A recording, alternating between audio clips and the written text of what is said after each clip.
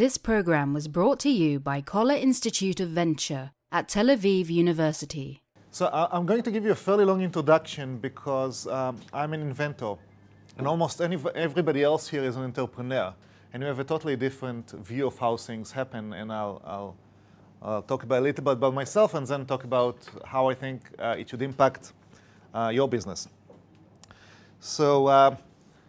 So just about history, I did my PhD in the United States. I worked with Herb Simon, who is a Nobel Prize winner, and that was interesting to see. So my hat was mainly an academic hat in the beginning. I had my first patent there, which was on putting invisible dots on papers. The papers ahead in front of you have invisible dots on them, which can tell the person who reads them which is the printers that printed them and when it was printed. And it's not for your benefit, of course, but it's still there. Now, a lot of what I will be talking about will be based, I had a patent on it, and this was my first patent, and I made many mistakes. And a lot of it will be based on what I'm working on, will be based on learning from those mistakes. After this patent, I had a few more than, I guess, 35 or more granted patents, and about 100 that are still in the process. But most of them were when I was working in IBM till 3 years ago. When I was working in IBM 3 years ago, I was partly a researcher, an academic, starting conferences and things like that. But for this talk, the interesting hats that I had was I had the hat of a master inventor. And my job as a master inventor in IBM, which is an official title of this company, was to help people who want to invent. So people would come to me 2 or 3 times a week, either from Israel or from abroad in my expertise of software engineering. And they would come with an idea, and I would try to help them make this idea into something that has value. It could be a product, it could be a patent, it could be anything. As you know, IBM does have quite a number of patents, and this was related to this process of generating them. So 3 years ago, I left IBM, and I sent people letters saying that I left IBM, and I was waiting to see what kind of replies will I get.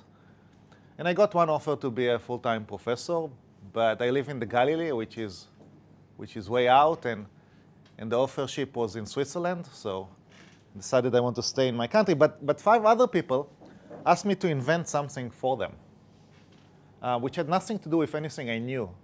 Just they wanted me to invent something, say, in the airport or something. So I thought maybe I could try my hand at becoming a full-time inventor. And what I do mostly nowadays, I do other things, but what I do mostly is sell ideas. And this is a market that you're not familiar with, so I'm going to give you an example of 2 ideas that I sold. Including the one that made us money. Well, the ones that made you money, I sold 30 more. He did. There's a number of websites actually selling ideas on the web. Pardon? There's a number of websites actually selling ideas on the web. Yeah. So I'm going to give you an example of 2 ideas that I sold. The first idea that I sold, I just left IBM. This was 3 years ago.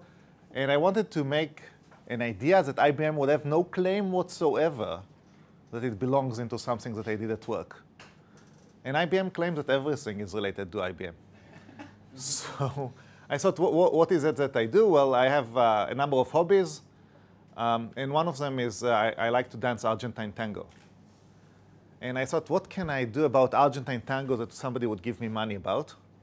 In which case, I guess I could consider myself a professional dancer, which I'm not.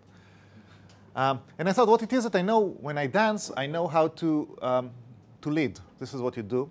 And by leading, it means that with using very little force, you're not supposed to use force if you know how to dance, you can tell the follower where to put her legs. OK, so why is that useful? And I thought this is useful, OK, as a patent idea. I thought this will be useful for leading blind people. So if you think about a robot walking around in the streets, there are 2 problems that you have to solve. The first one, which is the really hard one, is to figure out the route that the robot is going. And the second one is actually to operate the engines and get him to follow that route. Now, with a person, you'd still have to solve the route problem, but you'll have to actually tell him where to put his legs. And I can tell him, get your right leg to be 20 centimeters in front in 78 degrees, but that doesn't work. So I used the same technology from dancing, and that was the first idea that I sold. The second idea that I sold had to do with gaming. So when men, usually men, watch football or something like that on the TV, they tend to give the people, the players, suggestions. Like, Ronaldo, you should go to the right. However, people don't often listen. It doesn't stop people from giving suggestions, but it doesn't work. So I thought, would it be nice if I could give suggestions that people would actually follow? And then I combined a number of technology. The first technology actually started in Israel, which is tracking things. It started with tracking things for missiles so that eventually you would explode them. But eventually it was taken to the civilian field. And now when you watch a football game and a player quits the field and is replaced, they tell you he ran 10.67 kilometers. And the reason they know how much he ran is because they track him all the time. So you know where the people are. Another thing that you have is you have games in which, like a FIFA, in which every player has a virtual representative which looks like him and plays sort of like him. So what you could do is you could say at a specific point in the game where you want to give the Ronaldo, tell him what to do, you press this button, and suddenly the game splits. And you have two games which looks exactly the same. On the left you have the real game, and on the right you have the virtual game, but it looks exactly the same because they're in the same position, everybody is in. The difference is that those people on the right, you can control them. So for the next 30 seconds, you control Ronaldo, you compare it to the real game, and then you come back. OK, so those are examples of ideas that I sold. And what you need to do in order to sell those ideas is basically send 2 pages that describe the idea, and then you get paid for it, if they buy them. My rate is about 20%, so you have to send loads of ideas to get those 30 sold. So besides selling ideas, I also file patents on my own. I do a startup, and where I probably not as successful as I could be because I don't have the kind of focus that most people who do startups have. And I also found out that people are interested in learning about how to do something with ideas. So I give a 2-day workshops on monetizing ideas, in which I talk a lot about patents. Now, because I'm only an honorary member of Ramat HaSharon, I'm going to skip what I wanted to tell you that you should know about patents because I don't have the time. But I'm going to tell you is that generally, if you go to a patent attorney, unless he's a really expensive one, he doesn't know what you need to know. And the reason is that the patent attorneys know how to get a patent granted by the granting authority. So think about the following. Let's assume that you are building a car, and you have this patent attorney, and he knows how to get the car granted, which means that he knows that the car will go through, the brakes work, and it passes all tests by the authorities, but it actually doesn't have to move, right? I mean, in order to pass a test and in order to be a legal car, it doesn't actually have to move anywhere. So you can get, the patent is the same. You get the patent granted, but it's not ready to get money out of it. And I started by, my first patent would have been worth either 8 or 9 figures had I known what I know now. But since I didn't know that, and they made the kind of mistakes that now I teach people about, it was worth only 6 figures. You can easily make mistakes, and most patent lawyers will make those mistakes. And not only that, they will not learn from them, because once you go to litigation, you go to a different lawyer. So the one who actually wrote the patent is not the one who would go to litigation, and he will not learn from those mistakes. So many patents that you read, or actually most patents that you read, don't have value. And the reason they don't have value is that because you as the inventor don't have the knowledge of how to review it, and the patent attorney made sure that he wrote it in a way that you will get the patent, but not that you can litigate with it.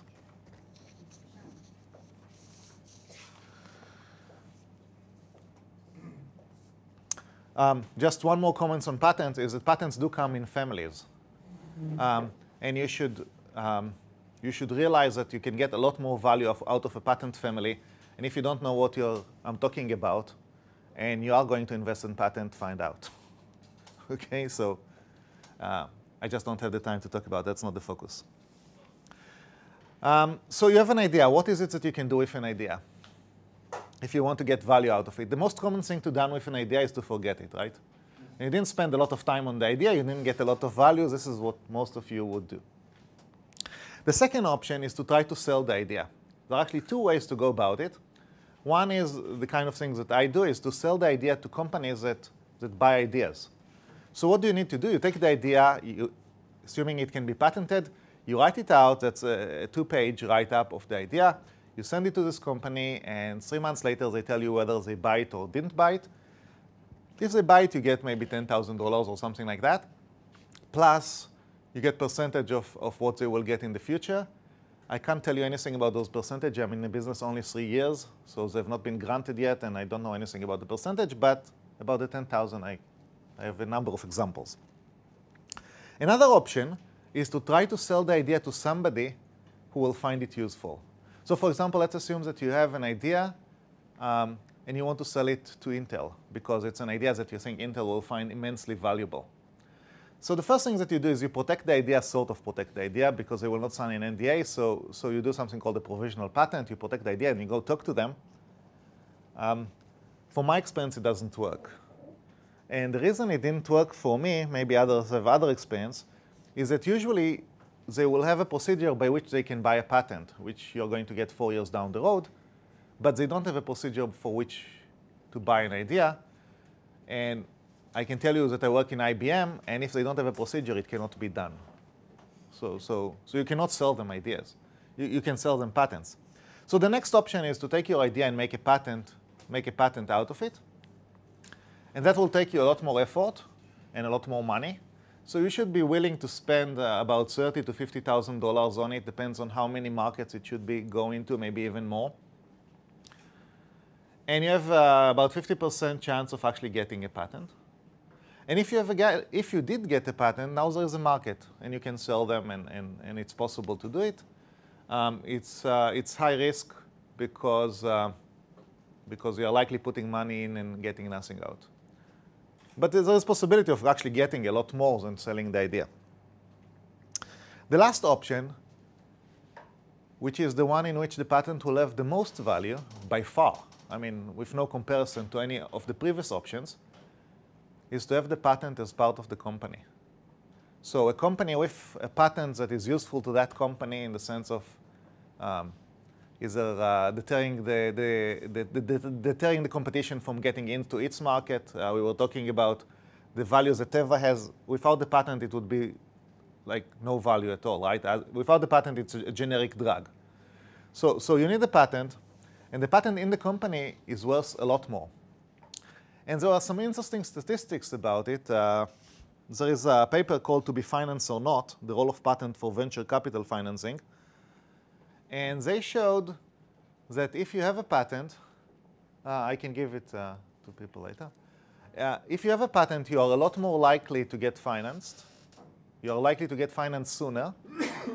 And the interesting thing for me in it is that everybody can have a patent. But they actually showed, by looking at things 10 years later, that the VCs actually had some ideas of the value of the patent. So I mean, like, I can file a patent. It'll take 4 years until it's granted or not. But actually, people looked at the patent and had a reasonable idea of whether this patent is valuable or not. OK, so now I come into 2 ideas that are related to IPs that might be of interest to this forum. The first idea is related to the fact that many people who invest in an idea, but they actually invest more in a team. So you have a team, and the team comes and they have an idea, and you're actually not sure that this idea is going to work out. And you assume that they will pivot, they will go to another idea, but you think it's a good team. But what you could do, in addition, it's actually done, but probably most of you don't have access to it, is some companies would build an IP portfolio. And they would have not only the idea, but they would have the idea and it's covered with really powerful IP. And then if you have a strong team and you can match it with IP base that they like, then you have a really nice foundation for a company. So while I think it's a good idea, not many people would have access, and you'd have to decide if you want to create such access. Companies like IV work with the people that they know, and they would come to them and look at the huge portfolio that they have and look for something that they can best a startup on, and they start 2 or 3 startups every year this way. This is the first idea. The second idea is actually, I think, more relevant. So some of the startups, actually not most, but I don't know, maybe people here can have a better percentage, are based on innovative ideas on which you can have filed patents on. Many startups don't do something which is innovative, they try just to do it well. But some startups do an idea which can have patents on. But the problem that they have, and I can say by working with a startup, is they don't have nor the knowledge nor the time to create the IP base. The investor tells them you should have IP, and sometimes they tell them, we give you this money to make IP, but they don't know how to do it, and they don't have the time. They're always busy. When you want to file a patent, it's something that is going to be important in 3 years. They're always busy for what will happen tomorrow, or today, or yesterday. So they just don't have the time to create a good IP. Creating good IP takes time, takes skill. You need to know what you're doing. So what you could do is you could say, independently of this company, I'm going to give you this person or somebody who knows actually what he's doing. And his job is to create a powerful portfolio for this company. Usually a powerful portfolio for a startup will be 3 or 4 patents which are the base of a family. And this could make something which is really valuable for the startups. And you could actually create it independently of the startup in sense of funding. You could say, I'm going to actually, not only I'm going to give you this person, I'm going to give the funding for this person to create this portfolio. And what we'll do, which is the kind of things that you people should research how it's done, we'll give the startup an option to buy it at a specific high price in the future. And because they have this option, if the startup is successful, they actually own this IP, which could make them very valuable. And let's assume the startup succeeds, and they can own the IP and starve off and get the competition off their back and make sure they own this piece of. But if they don't succeed and they can't use the option, the person who invested still got the portfolio. And if the startup is doing something interesting, then the portfolio is going to be immensely valuable by itself. So you can get the funding independently of the startup and give value both to the startup and to the investors. So just to conclude, people who invest should be aware of IP and IP strategy. It's not enough our talk that it is enough. They should know actually quite a lot about it. And the reason they should know quite a lot about it is because, sort of like me, when I invent many things, you invest in many things. And those people that you invest in, they don't have this knowledge. And not making this knowledge could create the kind of mistakes that I did in my field on my first patent. So having this knowledge could give them a lot of value. And I think for the startups in which it makes sense, I don't have the sense of how many, but probably about a quarter or a third, getting a strong IP portfolio could make a huge difference to the value of the startups. Excellent. Thank you very much.